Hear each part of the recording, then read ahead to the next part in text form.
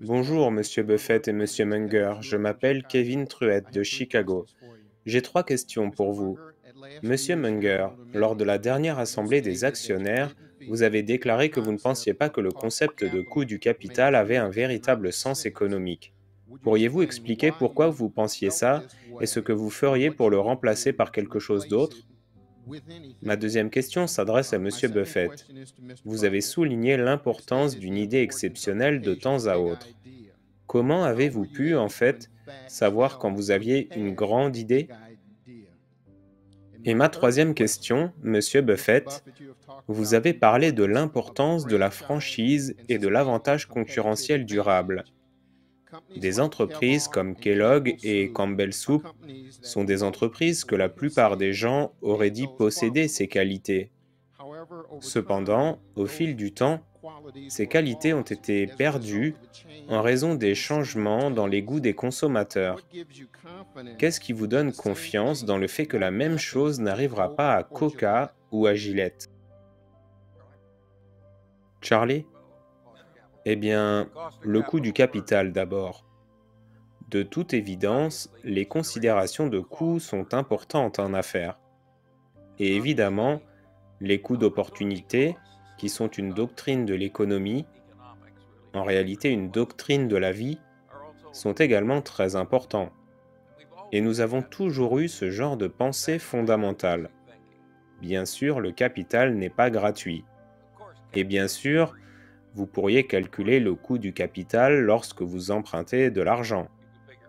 Ou du moins, vous pouvez calculer le coût des prêts. Mais les théoriciens ont dû développer une théorie pour le coût des fonds propres. Et là, ils sont devenus fous. Ils ont dit que si vous gagnez 100% sur le capital parce que vous aviez une entreprise merveilleuse, votre coût du capital était de 100%. Et donc, vous ne devriez pas considérer une opportunité qui vous rapporte un misérable 80%. C'est le genre de pensée qui a émergé des modèles d'évaluation des actifs et ainsi de suite, que j'ai toujours considéré comme insensé. Quel est le coût du capital de Berkshire? Nous avons ce fichu capital. Il ne cesse de se multiplier et de se multiplier. Quel est son coût? Si vous avez de bonnes doctrines parfaitement valables, comme le coût d'opportunité, vous savez, à tout moment où nous considérons un investissement, nous devons le comparer à la meilleure alternative d'investissement que nous avons à ce moment-là.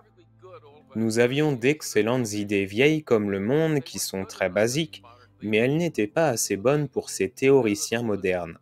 Alors ils ont inventé toutes ces mathématiques ridicules, qui concluaient que les entreprises qui gagnaient le plus d'argent avaient le coût du capital le plus élevé. Eh bien, tout ce que je peux dire, c'est que ce n'est pas pour nous. Maintenant, je laisse l'autre moitié de cette question à Monsieur Buffett. Oui, ce que vous constatez bien sûr, c'est que le coût du capital est d'environ un quart de pourcent en dessous du rendement promis par n'importe quelle transaction que le PDG souhaite faire. Et vous savez, nous avons trois questions sur le capital. Et en laissant de côté la question de savoir si nous voulons emprunter de l'argent, ce que nous ne voulons généralement pas faire, l'une de ces questions est: est-ce plus logique de le verser aux actionnaires plutôt que de le conserver dans l'entreprise? La sous-question à cela est: si nous le versons, vaut-il mieux le faire par des rachats d'actions ou par un dividende?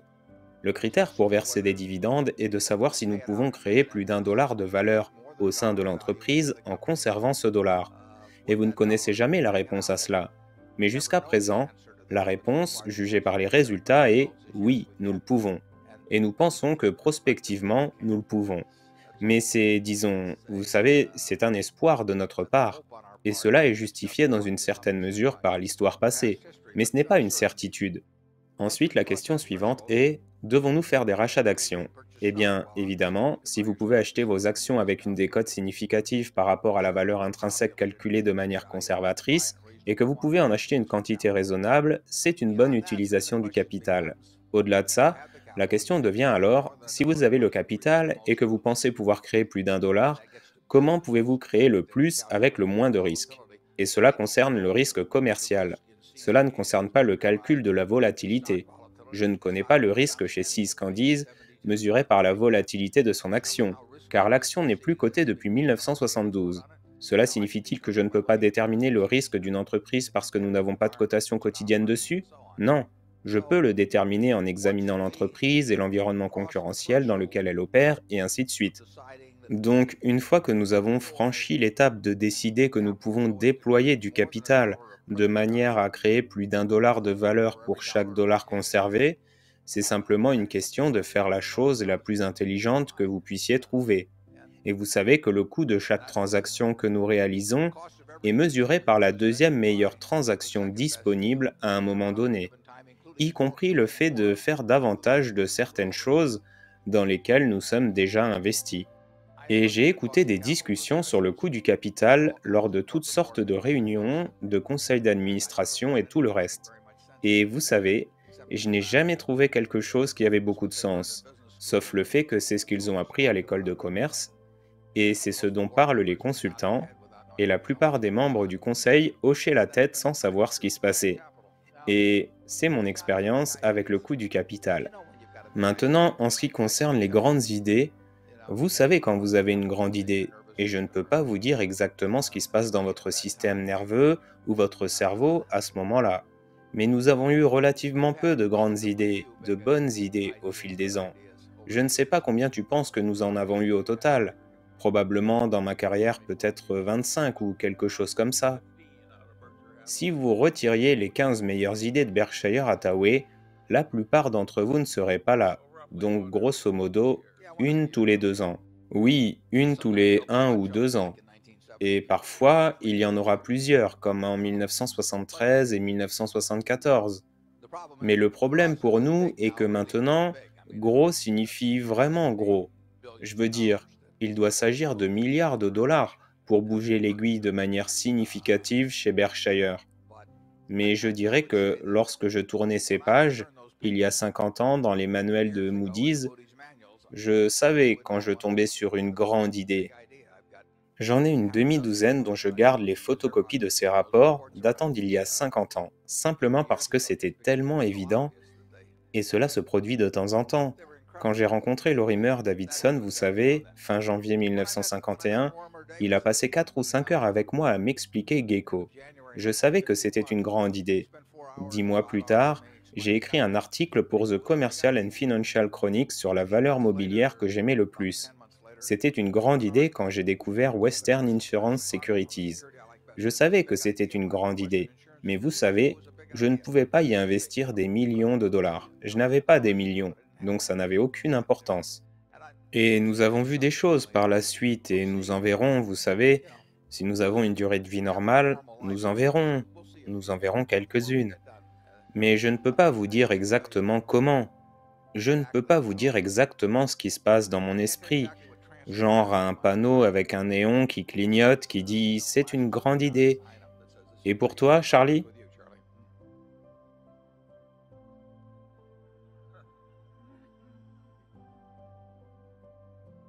En fait, l'un de mes vrais critères, c'est quand j'ai une idée et j'appelle Charlie et qu'il dit simplement non, au lieu de dire c'est la pire idée que j'ai jamais entendue. Mais s'il dit simplement non, c'est une sacrée bonne idée.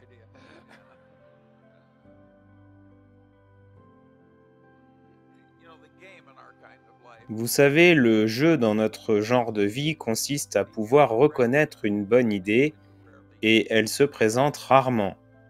Je pense que c'est quelque chose pour laquelle vous devez vous préparer sur une longue période. Il y a un vieux dicton selon lequel l'opportunité vient à l'esprit préparé. Et je ne pense pas que vous puissiez enseigner aux gens en 2 minutes comment avoir un esprit préparé, mais c'est le jeu. Les choses que nous avons apprises il y a 40 ans, cependant, aideront à reconnaître la prochaine grande idée. Et un coup d'opportunité pour revenir à ça, le manuel d'économie actuel pour les étudiants de première année, qui fait fureur dans le pays, dit presque dès la première page que toutes les personnes intelligentes devraient penser principalement en termes de coût d'opportunité. Et c'est évidemment correct. mais il est très difficile d'enseigner les affaires en se basant sur le coût d'opportunité. Il est beaucoup plus facile d'enseigner le modèle d'évaluation des actifs financiers où vous pouvez simplement entrer des chiffres et obtenir des résultats. Et donc les gens enseignent ce qui est facile à enseigner au lieu de ce qui est correct à enseigner. Cela me rappelle la célèbre citation d'Einstein. Il dit que tout doit être rendu aussi simple que possible, mais pas plus simple. Notez ça. Oui, une question intéressante sur les franchises aussi. Vous avez mentionné Campbell Soup et Kellogg et... Vous savez, je ne suis pas un expert en la matière, mais je dirais que, basé simplement sur mon observation générale au fil des ans, les problèmes ici provenaient de deux choses différentes. Je pense que les problèmes avec les céréales prêtes à manger n'étaient pas tant liés au changement dans les habitudes de consommation ou de goût, mais je pense qu'ils ont simplement poussé leur prix trop loin au point de perdre des parts de marché sans avoir la marge qu'ils pensaient avoir, contrairement aux céréales General Mills et aux céréales General Food et tout ça. Je veux dire, si votre tarification devient vraiment hors de propos et que les gens considèrent Wheaties ou Grape Nuts dans la même catégorie que les cornflakes de Kellogg's, vous allez perdre des parts de marché. Et une fois que vous commencez à perdre des parts de marché, il est difficile de les récupérer. Le problème avec les soupes, je pense, sont plus liés au mode de vie. Je pense que cela s'insère un peu moins bien dans les modes de vie actuels qu'il y a 40 ans.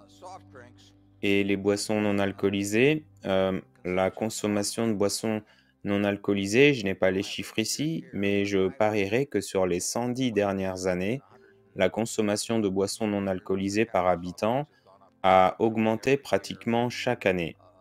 Et maintenant, c'est près de 30% de la consommation américaine de liquide. Donc, si l'Américain moyen consomme environ 2 litres de liquide par jour, dans ce cas, vous avez, disons, un demi-litre de boissons non alcoolisées et 43% de ces 0,5 litres, ou presque, soit un quart de litre par jour, sont des produits Coca-Cola. En d'autres termes, un huitième de tous les liquides qu'un homme, une femme ou un enfant aux États-Unis consomme provient des produits Coca-Cola. Mais cela a pratiquement augmenté partout dans le monde. Cela a augmenté en quantité par personne au niveau des boissons non alcoolisées. Je dirais que cette tendance est presque impossible à inverser à l'échelle mondiale. Je veux dire, il y a tellement de potentiel. Dans les pays où la consommation par habitant est, disons, 8 par habitant, soit 8 portions de 0,25 litres par an, donc vous avez un cinquantième de la consommation par habitant de produits Coca-Cola dans de nombreux pays importants par rapport à ce que vous avez ici. Je ne vois tout simplement pas comment cela pourrait être autrement. Maintenant, vous pouvez pousser les prix trop loin. Il arrive un point, cela dépend du pays dans lequel vous le faites, et même dans les zones du pays où vous le faites. Mais si vous établissez une différence trop large entre Coca-Cola et un produit de marque privée, vous allez changer quelque peu les habitudes de consommation. Pas énormément, mais suffisamment pour que vous ne vouliez pas le faire. Mais je ne pense pas que vous verrez ça. C'est intéressant, le café a diminué partout.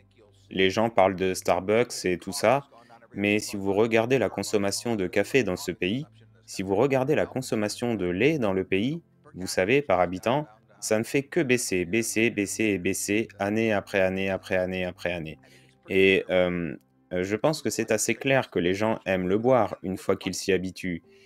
Et avec la...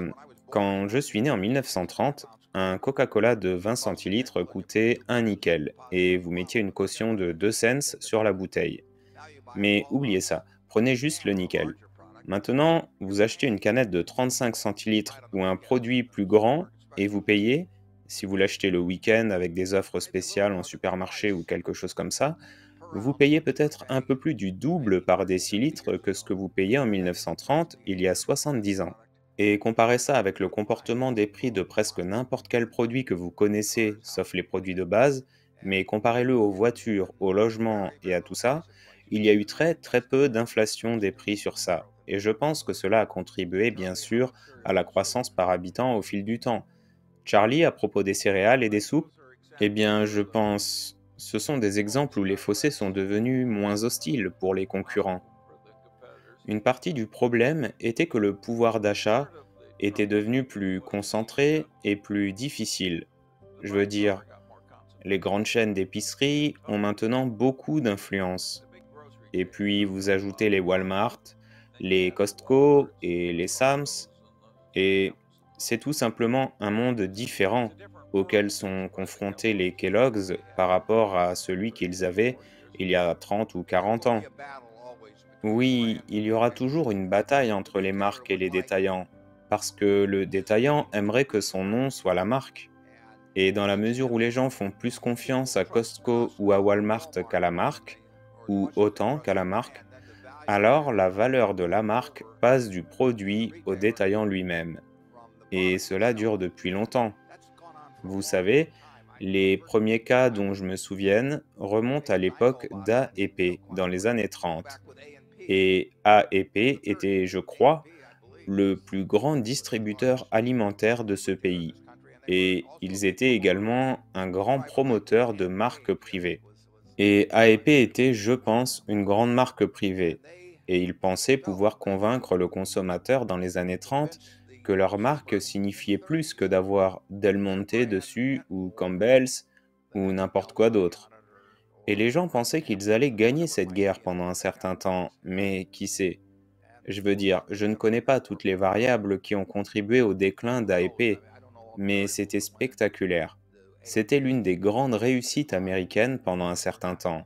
Et puis, c'est devenu un grand échec américain. Charlie?